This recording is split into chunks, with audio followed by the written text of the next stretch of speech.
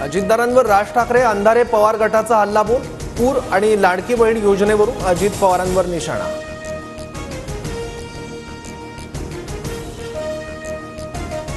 जंगल पेटलेलं असताना बिबट्या पळून गेला, आता पुन्हा शिकार करायला बिबट्या माघारी आला, सोबत न घेण्याची कार्यकर्त्यांची इच्छा।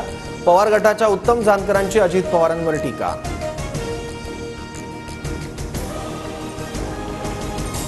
ज्याने सख्या बहिणीची काळजी घेतली नाही त्या माणसानेच लाडकी बहीण योजनेची घोषणा केली, सुषमा अंधारेंचा अजित पवारांना खोचक टोला।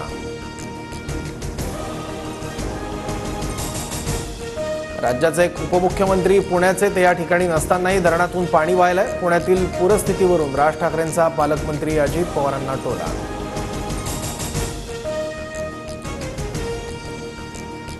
राज ठाकरे सुपारी बहादर, अयशस्वी व्यक्तीने दादांच्या कारकिर्दीवर प्रश्न उपस्थित करू नये, अजित पवारांवरील टीकेनंतर अमोल मिटकरींचा पलटवार। चित्रा वाघ यांचे कारनामे माझ्याकडच्या पेनड्राईव्हमध्ये, शरद पवार गटाच्या नेत्या विद्या चव्हाण यांचा मोठा दावा। तर उद्या दुपारी 3 वाजता सगळं उघड करणार, विद्या चव्हाणांची प्रतिक्रिया।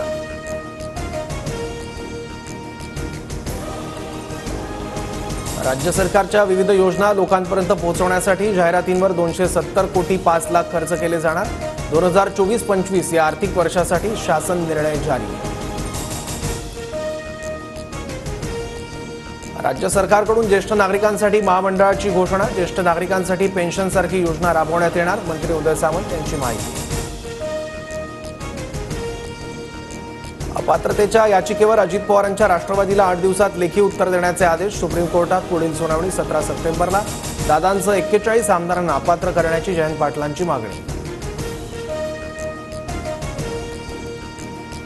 सध्या आरक्षण प्रश्नी सुरू असलेल्या आंदोलनाला सामोरं जाणं गरजेचं, जात गणना आमच्यासाठी सेकंडरी विषय, शिंदे गटाचे आमदार संजय शिरसाटांचं वक्तव्य।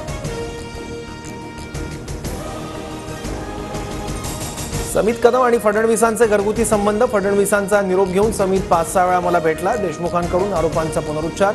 तर साधा कार्यकर्ता असतानाही समित कदमला वाय दर्जाची सुरक्षा का, देशमुखांचा सवाल। देशमुखांचं डोकं फिरलंय, फडणवीसांना डॅमेज करण्यासाठी आरोप, मी जनसुराज्य पक्षाचा अध्यक्ष, बैठकीच्या निमित्ताने फडणवीसांसोबत भेटीगाठी, समित कदम यांचं स्पष्टीकरण। परतीपूर्वीच दिंडी प्रमुखांच्या बँक खात्यात 20,000 रुपये जमा, आषाढी वारीतील 1500 दिंड्यांना 3 कोटींचं सरकारकडून वितरण।